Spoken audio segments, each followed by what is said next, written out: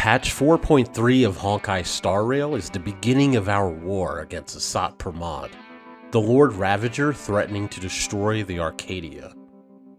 The Express crew and the others make their preparations and investigations into the man behind the laughter, only to realize that Asat Pramad's conspiracy runs deep, far deeper than anyone could imagine.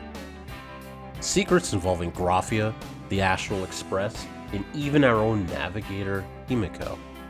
Before we go any further, greetings, I'm Seraphor. If you're new here, welcome.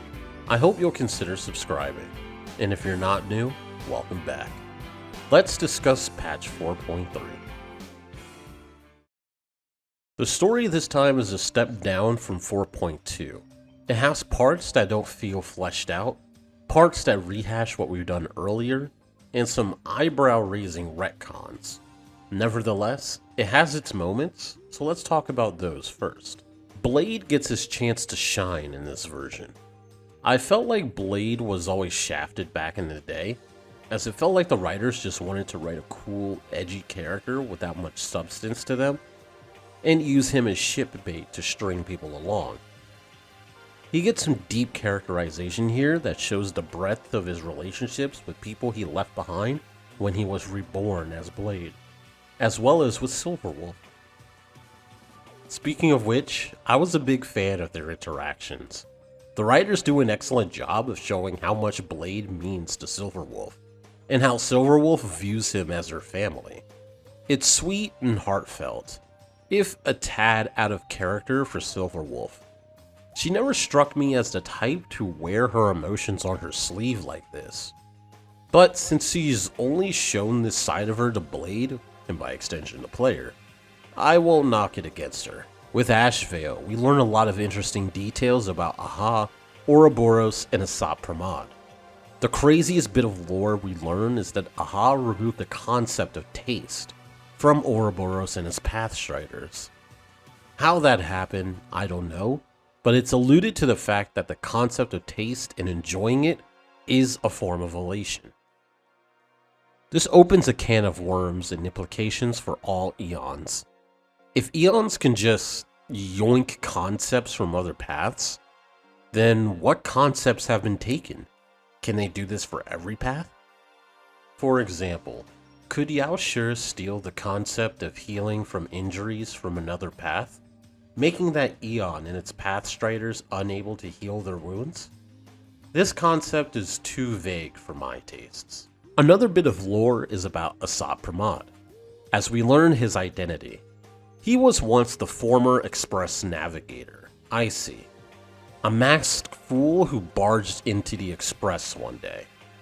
This explains a few things about him, and other things about Asat Pramad that we will get into later. With the Trailblazer, we investigate Grafia, and manage to call her, or at least someone who we think is her. She tells us how to get to the world of Canvas, where we catch Blade and Silverwolf. We learn that Blade will throw himself into the piece of veracity that Aha sealed away in Planet Arcadia.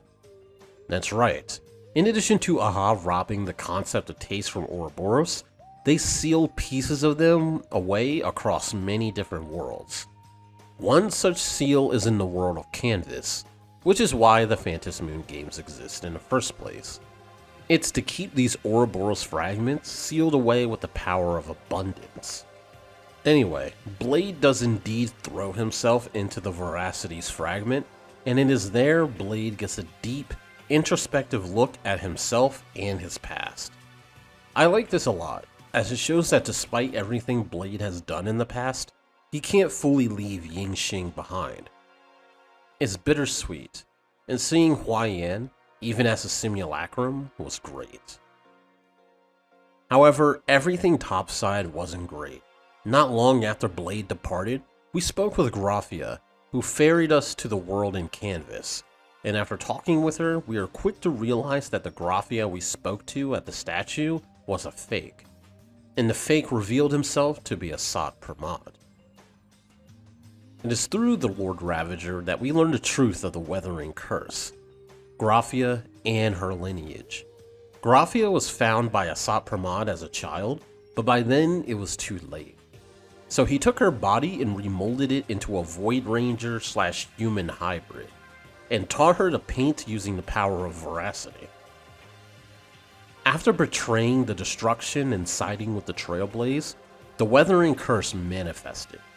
It is the price for straying away from the path of destruction. This revelation was crazy, and it only gets crazier after dealing with Asat Pramad, cause all the while we were getting a peek into what Himiko was up to. She confronted her father, and we get a flashback into who this Himiko really is. The Himiko we've known up till now was an imaginary created by the real, dying Himiko from the Weathering Curse. At least, that's what Ryusuke claims. Speaking of Ryusuke, he isn't real either, or rather, he was real until he was killed and replaced by Asat Pramad when Himiko was still a child. Asat Pramad's powers are formidable, a different flavor from that of Fantilia and Iron Tube. He seems to be insurmountable right now with no real weakness, so I'm eager to see how the cast will counter him. Now, while the reveals in the character development this patch was top notch, the same can't be said about its presentation. As is with HSR, the presentation works against the storytelling, and it's really felt here. The Ash Veil in March 7th section sucks. The game gives us this tutorial where we have to look at our notes and whatnot, and I thought we were going to do some genuine detective work. I thought we'd be putting the pieces of a broader puzzle together and find answers with our own detective skills. But nope.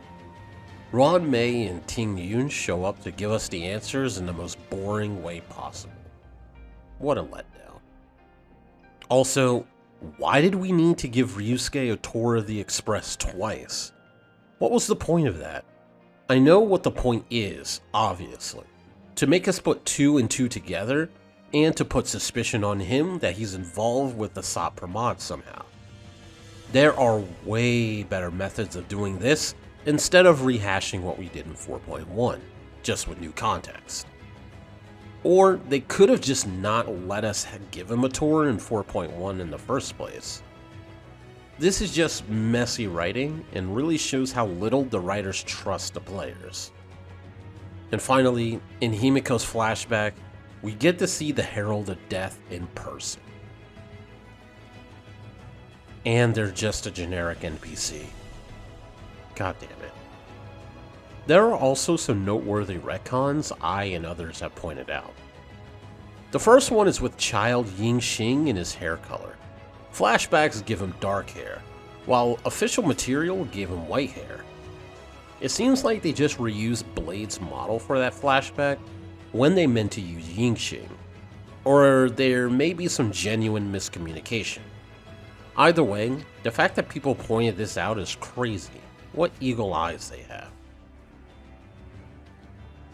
The other retcon is with Dan Heng. He can transform into Promensor Teray outside of Amphorius? When was that possible? Now, this may just me forgetting details or something that was said in previous patches, so maybe this was always the case and I just forgot. At least with March, it's Everknight's powers she's using, and her powers aren't restricted to Amphorius, but Dan Heng just makes things confusing. If anyone knows information to the contrary, let me know in the comments. Otherwise, this is yet another retcon and sloppy addition to the writing of HSR's story. And that's pretty much everything I have to say about 4.3. Asat Pramad's threat level is through the roof, and he's got everyone's number. It's going to be difficult to take down an opponent when he could be everywhere at once. I also don't believe we have the full story behind Himiko just yet. I think the truth will be more complex than we think. Anyway, thanks for watching, and I'll see you all next time. Later.